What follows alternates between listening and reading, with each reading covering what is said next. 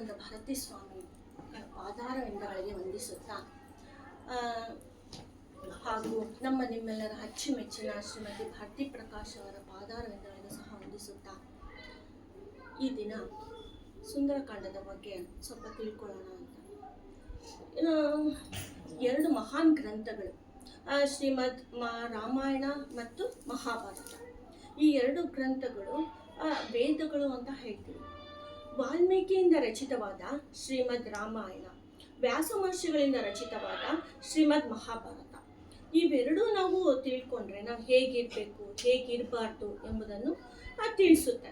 14 ಲೋಕದ ಒಡೆಯ, ಎಲ್ಲ ಗುಣಗಳಿಂದ ಹೊಂದಿರುವ ವ್ಯಕ್ತಿ ಶ್ರೀರಾಮಚಂದ್ರ ಭೂಮಿಗೆ ಬಂದು ನಮಗೆ ಹೇಳಬೇಕು ಅಂದರೆ ಅವನ ಆದರ್ಶ ಹೇಗೆ ತಿಳಿಸ್ಬೇಕು ಅನ್ನೋದಕ್ಕೋಸ್ಕರ ಅವನು ಜನಾರ್ದನ ಅಂತ ಹೆಸರು ತಗೊಂಡಿದ್ದಾನೆ. ಆ ಶ್ರೀರಾಮನ ಮಾನವ ಜನ್ಮ ತಾಳಿ ನಮ್ಮನ್ನೆಲ್ಲ ಉದ್ಧರಿಸೋದಕ್ಕೋಸ್ಕರ ಬಂದಿದ್ದಾನೆ. ರಾಮನ ಗುಣಗಳನ್ನು ಕೇಳಿ ನಾವು ಅಳವಡಿಸ್ಕೊಳ್ಳೋ ಪ್ರಯತ್ನ ಅಂತೂ ಮಾಡಬಹುದು. ಒಬ್ಬ ತಾಯಿಗೆ ಉತ್ತಮವಾದ ಮಗ ಹೇಗಿರ್ಬೇಕು ಅಂತ ತಿಳಿಸ್ಕೊಟ್ಟಿದ್ದಾನೆ. ಒಬ್ಬ ತಂದೆಗೆ ಉತ್ತಮವಾದ ಮಗ ಹೇಗಿರ್ಬೇಕು ಅಂತ ತಿಳಿಸ್ಕೊಟ್ಟಿದ್ದಾನೆ. ಒಬ್ಬ ತಮ್ಮನಿಗೆ ಅಣ್ಣ ಹೇಗಿರ್ಬೇಕು ಅಂತ ತಿಳಿಸ್ಕೊಟ್ಟಿದ್ದಾರೆ. ಆಮೇಲೆ ಪ್ರಜೆಗಳಿಗೆ ರಂಜಿಸುವ ರಾಜನಾಗಿ ಹೇಗಿರ್ಬೇಕು ಅಂತ ತಿಳಿಸ್ಕೊಟ್ಟಿದ್ದಾರೆ. ಮುನಿಗಳ ಮಧ್ಯೆ ಮುದ್ದಾಗಿ ಇರುವುದು ಹೇಗೆ ಎಂಬುದನ್ನು ತಿಳಿಸ್ಕೊಟ್ಟಿದ್ದಾರೆ. ಹೆಂಡತಿಗೆ ಗಂಡನಾಗಿ ಹೇಗಿರ್ಬೇಕು ಅನ್ನೋದು ಸಹ ನಮಗೆ ತಿಳಿಸ್ಕೊಟ್ಟಿದ್ದಾರೆ. ಸೇವಕನಿಗೆ ಬಾಸಾಗಿ ಹೇಗಿರ್ಬೇಕು ಅಂತ ಸಹ ನಮಗೆ ತಿಳಿಸ್ಕೊಟ್ಟಿದ್ದಾರೆ. ಇದ್ರೆ ಹೀಗಿರ್ಬೇಕು. ನಮ್ಗೆ ಉದಾಹರಣೆಯಾಗಿ ರಾಮನಂತೆ ಆಗೋದಕ್ಕೆ ಆಗಲ್ಲ. ನಾವು ಎಷ್ಟು ಸಲ ರಾಮಾಯಣ ಕೇಳಿದ್ರು ರಾಮನಂತೆ ಅಂತೂ ಆಗೋದಕ್ಕೆ ಸಾಧ್ಯನೇ ಇಲ್ಲ. ಆದ್ರೆ ಏನ್ ಗೊತ್ತಾ, ರಾವಣನಂತಾದ್ರೂ ಆಗ್ಬಾರ್ದು ಅನ್ನೋದಷ್ಟೇ ನಮ್ಮ ಉದ್ದೇಶ. ವಾಲ್ಮೀಕಿ ರಾಮಾಯಣದಲ್ಲಿ 7 ಕಾಂಡಗಳನ್ನಾಗಿ ರಚಿಸಿದ್ದಾರೆ. ಅದರಲ್ಲಿ ಬಾಲಕಾಂಡ, ಅಯೋಧ್ಯೆ ಕಾಂಡ, ಅರಣ್ಯಕಾಂಡ, ಯುದ್ಧಕಾಂಡ, ಕಿಷ್ಕಿಂಧ ಕಾಂಡ, ಸುಂದರಕಾಂಡ. ಈ ಸುಂದರಕಾಂಡ 5ನೇದು. ಇದರಲ್ಲಿ 5 ಸುಂದರಗಳಿದೆ. ರಾಮ ಸುಂದರ, ಹನುಮ ಸುಂದರ, ಸೀತೆ ಸುಂದರಿ. ಈ 3 ಜನದ್ದು ಆ ಕತೆ ಅಳವಡಿಸ್ಕೊಂಡಿರೋದೆ ಸುಂದರಕಾಂಡ ಅಂತ.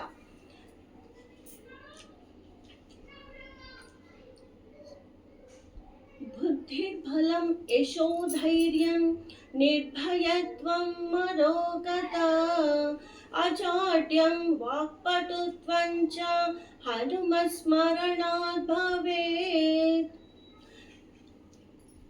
ಹನುಮಂತನನ್ನು ಸ್ಮರಿಸಿದರೆ ನಮಗೆ ಬುದ್ಧಿ, ಬಲ, ದೈಹಿಕ ಬಲ, ಮಾನಸಿಕ ಬಲ, ಯಶಸ್ಸು, ಧೈರ್ಯ, ಆಮೇಲೆ ಒಂದು ನಿರ್ಧಾರ. ನಾವು ಏನೋ ಒಂದು ಕಷ್ಟ ಪರಿಸ್ಥಿತಿ ಸಿಗಾಕೊಂಡಿರ್ತೀವಿ, ಹೇಗೆ ನಿರ್ಧಾರ ತಗೋಬೇಕು ಅಂತ ಸಹ ನಮಗೆ ಗೊತ್ತಿರೋದಿಲ್ಲ. ಈ ಸುಂದರಕಾಂಡ ಪಾರಾಯಣ ಮಾಡೋದ್ರಿಂದ ನಮಗೆ ನಿರ್ಧಾರ ತಗೊಳಕ್ಕೆ ಅವಕಾಶ ಆಗುತ್ತೆ. ಹನುಮಂತನ ಮಹಿಮೆ ಹೇಳೋದೇ ಈ ಸುಂದರಕಾಂಡ. ರಾಮನ ಬಗ್ಗೆ ಚಿಂತೆ ಮಾಡೋದೇ ಈ ಸುಂದರಕಾಂಡದಲ್ಲಿ. 1000 ವರ್ಷ ಸಾಧಿಸಕ್ಕಾಗ್ದಿರೋ ಅಂಥದ್ದು ಕೇವಲ 12 ಗಂಟೆಯಲ್ಲಿ ಆ ಹನುಮಂತ ಸಾಧಿಸಿದ್ದಾರೆ ಅಂತಂದ್ರೆ ನಿಜವಾಗ್ಲೂ ಹೆಮ್ಮೆ ಪಡುವಂಥ ವಿಷಯ.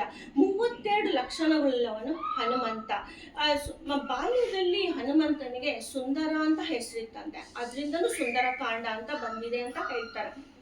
ನಮ್ಮ ಜೀವನವನ್ನು ಸುಂದರ ಮಾಡ್ಕೋಬೇಕು ಅಂತಂದ್ರೆ ನಾವು ಸುಂದರಕಾಂಡವನ್ನು ಪಾರಾಯಣ ಮಾಡಬೇಕು. ಕಷ್ಟಗಳನ್ನು ಪರಿಹರಿಸಿ ನಮ್ಮನ್ನು ಸುಂದರವಾಗಿರಿಸುವುದೇ ಈ ಸುಂದರಕಾಂಡ. ಸುಂದರಕಾಂಡ ನಾವು ಪಾರಾಯಣ ಮಾಡೋದ್ರಿಂದ ಒಳ್ಳೆ ಡಿಸಿಷನ್ ತಗೊಳಕ್ಕೆ ಸಾಧ್ಯ ಆಗುತ್ತೆ. ಸೋಮಾರಿತನನೇ ಬರೋದಿಲ್ಲ, ವಿಘ್ನ ಬರೋದಂತೆ. ಯಾವುದೇ ಕಾರ್ಯಕ್ಕೂ ಶುರು ಮಾಡಕ್ ಮುಂಚೆ ನಾವು ಸುಂದರಕಾಂಡ ಓದಿದ್ರೆ ವಿಘ್ನ ಬರೋದಿಲ್ಲ. ಮತ್ತೆ ಒಳ್ಳೆ ಮಾತುಗಾರಿಕೆ, ಕಳೆದುಕೊಂಡದ್ದು ಸಿಗುತ್ತೆ. ಮತ್ತೆ ಶನಿ ದೋಷ ಇದ್ರೂ ಸಹ ಇದು ಪರಿಹಾರ ಆಗುತ್ತೆ. ಅದು 7 ದಿನ 9 ದಿನ ಆ ರೀತಿ ಪಾರಾಯಣ ಮಾಡೋದ್ರಿಂದ ಈ ಎಲ್ಲಾ ಫಲಗಳು ನಾವು ಪಡ್ಕೊಳ್ಬಹುದು. ಒಂದ್ಸಲ ಶ್ರೀಕೃಷ್ಣನು ಕಂಸನನ್ನು ಕೊಂದು ತನ್ನ ಮಾತಾಪಿತೃಗಳಾದ ವಾಸವಿ ದೇವಿಕಿಯನ್ನು ಬಿಡುಗಡೆ ಮಾಡಿ ಅಂತಃಪುರಕ್ಕೆ ಕರ್ಕೊಂಡು ಹೋಗ್ತಾನಂತೆ. ದೇವಿಕಿ ಒಂದು ಮಾತು ಕೇಳ್ತಾರಂತೆ, ಅಲ್ಲ ಕೃಷ್ಣ, ನೀನು ಪರಮಾತ್ಮ ದೈವಾಂಶ ಸಂಭೂತ, ಆದ್ರೂ ನಮ್ಮನ್ನ ಹೊರಗಡೆ ಕರ್ಕೊಂಬರೋದಕ್ಕೆ ಇಷ್ಟು ವರ್ಷ ತಗೊಂಡ್ಯಾ ಅಂತ ಕೇಳ್ತಾರಂತೆ. ಆಗ ಕ್ಷಮಿಸಿ, ಕಳೆದ ಜನ್ಮದಲ್ಲಿ ನೀವು ಕೈಕೇಯಿಯಾಗಿದ್ರಿ, 14 ವರ್ಷ ವನವಾಸಕ್ಕೆ ಕಳಿಸಿದ್ದೀರಾ ಶ್ರೀರಾಮನ. ನಿಮ್ಮ ಪತಿ ದಶರಥ ಮಹಾರಾಜರಾಗಿದ್ರು. ಹಾಗಾಗಿ ನಿಮಗೆ ಈ ವರ್ಷದಲ್ಲಿ 14 ವರ್ಷ ಸೆರೆಮನೆ ಆಯಿತು. ಮತ್ತೆ ಕೌಸಲ್ಯ ಯಾರು ಅಂತ ಕೇಳಿದಾಗ ಕೃಷ್ಣ ನಗುತ್ತಾ ಹೇಳ್ತಾನೆ, ತಾಯಿ ಯಶೋಧನೆ ಈ ಜನ್ಮದಲ್ಲಿ ಕೌಸಲ್ಯ ಆಗಿದ್ದಾರೆ. ಸುಂದರಕಾಂಡದಲ್ಲಿ ರಾಮನ ಮಡದಿ ಸೀತೆಗಾಗಿ ಹನುಮಂತ ದೇವರು ಮಾಡಿದ ಪ್ರಯತ್ನವೇ ಈ ಸುಂದರಕಾಂಡ. ತ್ರೇತಾಯುಗದಲ್ಲಿ ಹನುಮಂತನಿಗೆ ಶ್ರೀರಾಮಚಂದ್ರ ಸಹಾಯ ಮಾಡ್ತಾರೆ. ದ್ವಾಪರ ಯುಗದಲ್ಲಿ ಭೀಮ ಅಂದ್ರೆ ಹನುಮಂತ ಭೀಮನ ಹಾಗೆ ಹುಟ್ಟಿರ್ತಾರೆ. ಆ ಟೈಮಲ್ಲಿ ರಾಜ್ಯ ಕೊಡಿಸ್ಬೇಕು ಅನ್ನೋ ಉದ್ದೇಶಕ್ಕೋಸ್ಕರ ಶ್ರೀಕೃಷ್ಣ ಪರಮಾತ್ಮ ಪಾಂಡವರಿಗೆ ಸಹಾಯ ಮಾಡ್ತಾರೆ. ಕಳೆದ ಹೊಸ್ತು ಸಿಗ್ಬೇಕಾದ್ರೆ ಈ ಸುಂದರಕಾಂಡ ಓದಿ. ಯಾಕಂದ್ರೆ ಈಗ ರಾಮನಿಗೆ ಸೀತೆ ಕಳ್ಕೊಂಡಿರ್ತಾನೆ, ಅದಕ್ಕೋಸ್ಕರ ಈ ಸುಂದರಕಾಂಡ ಪಾರಾಯಣ ಮಾಡಿದ್ರೆ ಆ ರೀತಿ ಕಳೆದ ವಸ್ತು ನಮ್ಗೆ ಸಿಕ್ಕೇ ಸಿಗುತ್ತೆ. ಇವಾಗ ನಮ್ಗೆ ಡೌಟ್ ಇರುತ್ತೆ, ನಾವು ಎಲ್ಲಿಂದ ಬಂದ್ವಿ, ಎಲ್ಲಿಗೆ ಹೋಗ್ಬೇಕು ಅನ್ನೋದೇ ನಮ್ಗೆ ಗೊತ್ತಿರೋದಿಲ್ಲ. ಅದು ಸಹ ನಮಗೆ ಈ ಸುಂದರಕಾಂಡ ಇದು ತಿಳಿಸುತ್ತೆ. ಹನುಮಂತನ ದರ್ಶನ ಆಗುವ ತನಕ, ಲಂಕೆಗೆ ಹಾರುವ ತನಕ, ಉಂಗರ ಕೊಡುವ ತನಕ ಇದು ಸುಂದರಕಾಂಡ ಆಗಿರ್ಲಿಲ್ಲ. ಅಲ್ಲಿಗೆ ನಮ್ಗೆ ಅವಾಗ ಸುಂದರಕಾಂಡ ಆಯ್ತು. ಈಗ ರಾಮ ಸೀತೆ ಸಿಗ್ಲಿಲ್ಲ ಅಂತ ಶೋಕಿಸ್ತಾ ಇರ್ತಾರೆ, ಸೀತೆಗೆ ರಾಮ ಸಿಗ್ಲಿಲ್ಲ ಅಂತ ಶೋಕಿಸ್ತಾ ಇರ್ತಾರೆ. ರಾಮನ ಚೂಡಾಮಣಿಯನ್ನು ನೋಡಿದಾಗ, ಸೀತೆ ಉಂಗುರವನ್ನು ನೋಡಿದಾಗ ಸಂತೋಷ ಆಗುತ್ತದೆ. ಇದೇ ಸುಂದರಕಾಂಡದ ಹನುಮಂತನ ಸಾಹಸದ ಕತೆ. ಒಂದ್ಸಲ ಸುಗ್ರೀವ 4 ದಿಕ್ಕುಗಳಿಗೂ ಕಳಿಸ್ತಾರೆ ವಾನರನ, ನೀವು ಎಲ್ಲಿ ಹುಡ್ಕೊಂಡು ಬನ್ನಿ, ಎಲ್ಲಿ ಸೀತೆ ಇದ್ದಾಳೆ ಅಂತ ಅಂದ್ಬಿಟ್ಟು ಉತ್ತರ, ದಕ್ಷಿಣ, ಪೂರ್ವ, ಪಶ್ಚಿಮ 4 ಕಡೆಗೂ ಕಳಿಸ್ತಾರೆ. ದಕ್ಷಿಣ ದಿಕ್ಕದಲ್ಲಿ ಅಂಗದ, ವಾಲಿಯ ಮಗ ಇರ್ತಾರೆ, ಮತ್ತೆ ಜಾಂಬುವಂತ ಎಲ್ಲರೂ ಸೇರಿರ್ತಾರೆ. ಅವರು ಎಷ್ಟು ದಿನ ಆದ್ರೂ 1 ತಿಂಗಳು ಗಡುವು ಕೊಟ್ಟಿರ್ತಾರೆ. 29 ದಿನ ಕಳೆದೋಗಿರುತ್ತೆ. ಇನ್ನು ಒಂದೇ ಒಂದಿನ ಟೈಮ್ ಇರುತ್ತೆ. ಆವಾಗ ಎಲ್ಲಾ ಕಪಿಗಳಿಗೂ ಭಯ ಆಗ್ತಾ ಇರೋದು, ಇನ್ನು 1 ದಿನ ಇದೆ, ನಾವೇನ್ ಸಾಧಿಸಕ್ಕಾಗುತ್ತೆ ಅಂತ ಹೇಳ್ಬಿಟ್ಟು ಎಲ್ಲರೂ ಅಲ್ಲಿಗೆ ಹೋದ್ರೆ ಸುಗ್ರೀವನ್ ಕಾಟ, ಇಲ್ಲಿ ಬಂದ್ರೆ ಹನುಮಂತನ್ ಕಾಟ, ನಾವ್ ಏನ್ ಮಾಡೋದು, ನಮ್ಗೇನು ಆಗ್ತಾ ಇಲ್ವಲ್ಲ ಅಂತ. ಹನುಮಂತ ಹೇಳ್ತಾರೆ, ನೋಡು ಇಲ್ಲೇ ನಾವು ಹಣ್ಣುಗಳೆಲ್ಲ ತಿನ್ಕೊಂಡು ಆರಾಮಾಗಿ ಇದ್ಬಿಡೋಣ, ಅಲ್ಲೂ ಹೋಗೋದ್ ಬೇಡ, ಇಲ್ಲೂ ಇರೋದ್ ಬೇಡ ಅಂತ ಕಪಿಗಳೆಲ್ಲ ಮಾತಾಡ್ತಾ ಇರ್ತಾರೆ. ಅವಾಗ ಏನ್ ಹೇಳ್ತಾರೆ ಅಂದ್ರೆ, ಸರ್ ಹನುಮಂತ ಹೇಳ್ತಾರೆ, ಏನು ಆಗಲ್ಲ ಅಂದ್ರೆ ನೀವು ರಾಮನ ಸ್ಮರಣೆ ಮಾಡಿ, ಇನ್ನೇನು ಮಾಡಬೇಡಿ. ಯಾವುದೇ ಕಷ್ಟ ಪರಿಸ್ಥಿತಿಯೂ ಅಷ್ಟೇ ನಮ್ಗಾಗಲ್ಲ ಅಂತ ಕೂತ್ಕೊಳ್ಳೋ ಬದಲು ರಾಮನ ಸ್ಮರಣೆ ಮಾಡಿದ್ರೆ ಏನೋ ಒಂದು ಪರಿಹಾರ ಸಿಗುತ್ತೆ. ನೀವು ರಾಮನ ಸ್ಮರಣೆ ಮಾಡಿ. ಸರಿ, ಅಲ್ಲೆಲ್ಲ ಕಪಿಗಳು ಇರ್ತಾರಲ್ವಾ, ಎಲ್ಲಾರನ್ನು ಜಪ ಮಾಡ್ತಾ ಕೂತ್ಕೊಳ್ತಾರೆ. ಶ್ರೀರಾಮ್ ಜೈ ರಾಮ್ ಜೈ ಜೈ ರಾಮ್, ಶ್ರೀರಾಮ್ ಜೈ ಜೈ ರಾಮ್ ಹೀಗೆ ಮಾಡ್ತಾ ಇರ್ಬೇಕಾದ್ರೆ ಅಲ್ಲಿ ಒಂದು ಪಕ್ಷಿ, ಬಹಳ ದೊಡ್ಡ ಪಕ್ಷಿ, ಹದ್ದು. ಆ ಪಕ್ಷಿಗೆ ಎಲ್ಲ ರೆಕ್ಕೆಗಳೆಲ್ಲ ಸುಟ್ಟು ಹೋಗಿರುತ್ತೆ, ಬಿದ್ದೋಗಿರುತ್ತೆ, ಅದಕ್ಕೆ ಹಾರಕ್ಕೂ ಆಗ್ತಾ ಇರಲ್ಲ. ಇದು ರಾಮನಾಮ ಕೇಳ್ತಾ ಕೇಳ್ತಾ ರೆಕ್ಕೆಗಳೆಲ್ಲ ಚಿಗುರುತ್ತಂತೆ. ಸರಿ ಅಂದ್ರೆ ಅದು ತುಂಬಾ ದೊಡ್ಡ ಪಕ್ಷಿ ಅಲ್ವಾ, ನಿಧಾನಕ್ಕೆ ಹಾಗೆ ಬರುತ್ತಂತೆ. ಇವು ಕಪಿಗಳಿಗೆಲ್ಲ ಹೆದರಿಕೆ ಆಗ್ಬಿಡುತ್ತೆ, ಯಾವುದೋ ದೊಡ್ಡ ಪಕ್ಷಿ ಬರ್ತಾ ಇದೆ, ನಿಲ್ಲಿಸ್ತಂತೆ. ಬೇಡ ಬೇಡ ನೀವು ಹಾಡಿ ಅಂತ. ಸರಿ, ಹಾಗೆ ರಾಮನಾಮ ಹಾಡ್ತಾ ಹಾಡ್ತಾ ಫುಲ್ಲು ಚಿಗುರುತ್ತಂತೆ ರೆಕ್ಕೆಗಳೆಲ್ಲ. ಸರಿ, ಆಗ ಬಂದು ಏನಕ್ಕೆ ನೀವು ಇಷ್ಟು ಶೋಕಿಸ್ತಾ ಇದ್ದೀರಲ್ಲ ಅಂತ ಅದು ಕೇಳುತ್ತಂತೆ. ಪಕ್ಷಿ ಸಂಪಾಕಿ ಪಕ್ಷಿ ಅಂತ ಅದ್ರ ಹೆಸರು. ಅದು ಸಂಪಾಕಿ ಪಕ್ಷಿ ಕೇಳುತ್ತಂತೆ, ಯಾಕೆ ನೀವು ಇಷ್ಟೊಂದು ದುಃಖ ಪಡ್ತಾ ಇದ್ದೀರಾ ಅಂತ ಕೇಳಿದಾಗ ಆಗ ಹೇಳ್ತಾರೆ, ನಿಂಗೆ ರಾಮನ ಹೆಂಡತಿ ಸೀತೆ ಎಲ್ಲಿ ಅಂತ ಗೊತ್ತಿಲ್ಲ, ನಾವೆಲ್ಲ ಹುಡುಕ್ತಾ ಇದ್ದೀವಿ, ಅವನು 1 ದಿನ ಟೈಮ್ ಕೊಟ್ಟಿದ್ದಾನೆ, ನಾವು ಹೇಗೆ ಮಾಡೋದು ಅಂತ ಗೊತ್ತಾಗ್ತಿಲ್ಲ. ಸರಿ, ನಿಮ್ಗೆ ಯಾಕೆ ಅಂದ್ಬಿಟ್ಟು ಅವಾಗಿನ ರೆಕ್ಕೆ ಚಿಗುರಿರುತ್ತಲ್ಲ 100 ಯೋಜನೆಯಷ್ಟು ಹಾರಿ, ನಿಮ್ಗೆ ಯಾಕೆ, ನಾನು ಈಗಲೇ ಉತ್ತರ ಕೊಡ್ತೀನಿ ಅಂತ ಹೇಳ್ಬಿಟ್ಟು ಅಲ್ಲಿ ಹೋಗಿ ನೋಡಿದಾಗ ಗೊತ್ತಾಗುತ್ತಂತೆ. ಮತ್ತೆ 1 ನಿಮಿಷಕ್ಕೆ ಬಂದು ಹೇಳುತ್ತಾರೆ, ನಾನು ನೋಡಿದೆ, ಇಲ್ಲಿಂದ ಒಂದು ಸಮುದ್ರ ಸಿಗುತ್ತೆ, ಸಮುದ್ರ ದಾಟಿದ್ರೆ ಒಂದು ಬಂಗಾರ ಪಟ್ಟಣ, ಅಲ್ಲಿ ಅಶೋಕವನ ಅಂತ ಇದೆ. ಮತ್ತೆ ಅದ್ರ ಅಶೋಕವನದಲ್ಲಿ ಶಿಂಶುಪ ವೃಕ್ಷ ಇದೆ, ಶಿಂಶುಪ ವೃಕ್ಷದ ಕೆಳಗಡೆ ಸೀತಾಮಾತೆ ಇದ್ದಾಳೆ ಅಂತ. ಕಪಿಗಳಿಗೆಲ್ಲ ತುಂಬಾನೇ ಖುಷಿ ಆಗ್ಬಿಡುತ್ತೆ, ಸೀತೆನೇ ಸಿಕ್ಕುದ್ಲೇನೋ ಅಷ್ಟು ಖುಷಿ ಆಗ್ಬಿಡುತ್ತೆ. ಸರಿ ಸರಿ ಏನ್ ಮಾಡೋದು ಈಗ ಜಾಂಬು ಅಂತ ಎಲ್ಲಾನು ಕೂರ್ಚ್ಕೊಂಡು ಚರ್ಚೆ ಮಾಡ್ತಾರೆ. 100 ಯೋಜನೆ ಅಂದ್ರೆ 1000 ಕಿಲೋಮೀಟರ್ ಹಾರಬೇಕು, ಯಾರಿಗೆ ಅದು ಶಕ್ತಿ ಇದೆ? ಎಲ್ಲರಲ್ಲಿರೋರೆಲ್ಲ ಹೇಳ್ತಾರೆ, ನಮಗೆ 10 ಕಿಲೋಮೀಟರ್, ಹಿಂಗೆ 10 ಯೋಜನೆ ಆಗ್ಬೋದು, 20, ಲಾಸ್ಟ್ಗೆ 30 ಅಷ್ಟಕ್ಕೆ ಸ್ಟಾಪ್ ಆಗ್ತಾರೆ. 30 ಯೋಜನೆ ಏನೋ ಹಾರ್ತೀನಿ, ವಾಪಸ್ ಬರ್ತೀನೋ ಇಲ್ವೋ ನನಗೆ ಗೊತ್ತಿಲ್ಲ. ಸರಿ, ಏನ್ ಮಾಡೋದು ಹೀಗೆ? ಅವಾಗ ಜಾಂಬು ಅಂತ ಹನುಮಂತನ್ ಕರೀತಾರೆ, ನಿನಗೆ ಇದು ಶಕ್ತಿ ಇದೆ, ನೀನು ಇದನ್ನ ಸಾಹಸ ಮಾಡಿ ನೀನು ಸೀತೆ ದೇವಿನ ಹುಡುಕೊಂಡು ಬರ್ಬೇಕು ಅಂತ ಹೇಳ್ತಾರೆ. ಸರಿ, ಹನುಮಂತ ದೇವರು ಒಪ್ಕೊಳ್ತಾರೆ ಇದಕ್ಕೆ, ಆಯ್ತು ನಾನು ಹೋಗ್ತೀನಿ ಅಂತ.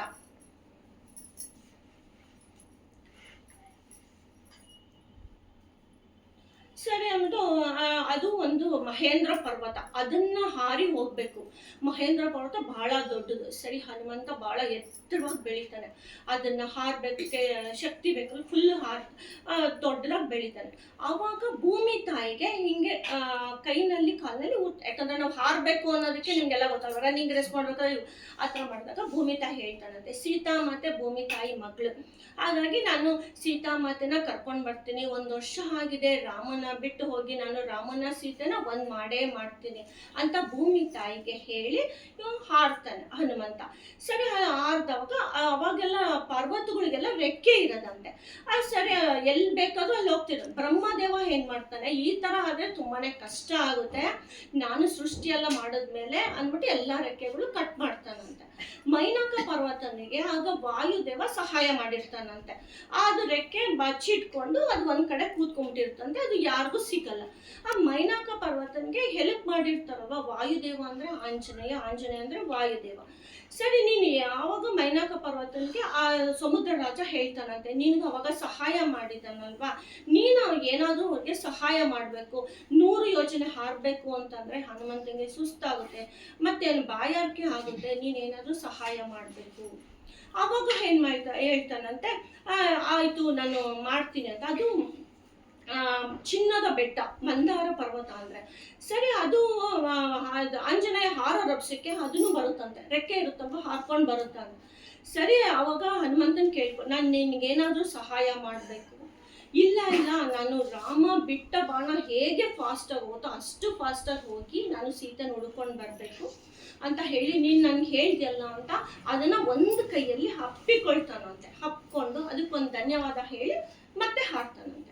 ಮತ್ತೆ ಹಿಂಗೆ ಹಾಡ್ತಾ ಇರ್ಬೇಕಾದ್ರೆ ಅಲ್ಲಿ ಒಂದು ನಾಗಮಾತೆ ಸುರಸಿ ಅಂತ ಇರುತ್ತೆ. ದೇವತೆಗಳಿಗೆಲ್ಲ ನಾವು ಏನಾದ್ರೂ ಅವಾಗೆಲ್ಲ ನೋಡಿದೀವಲ್ವಾ, ನಾವು 1000 ವರ್ಷ ಜಪ ಮಾಡಿದ್ರೆ ಏನಾದ್ರೂ ಅವ್ರಿಗೆ ವಿಘ್ನ ಮಾಡ್ಬೇಕು, ಆದ್ರೂ ಅವ್ನು ಮುಂದೆ ಬರ್ತಾನ, ಆ ಥರ ಪರೀಕ್ಷೆ ಮಾಡೋದೇ ದೇವತೆಗಳಿಗೆ ಅವ್ರದ್ದು ಕೆಲಸ.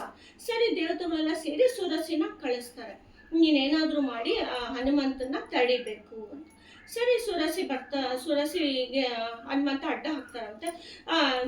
ನಾನು ಬಿಡೋದಿಲ್ಲ, ನೀನು ನನ್ನೊಳಗಡೆ ಹೋಗಿ ಮತ್ತೆ ನೀನು ಬರಬೇಕು, ಅಲ್ಲಿ ತನಕ ನಾನು ನಿನ್ನ ಮುಂದೆ ಹೋಗೋಕೆ ಬಿಡಲ್ಲ.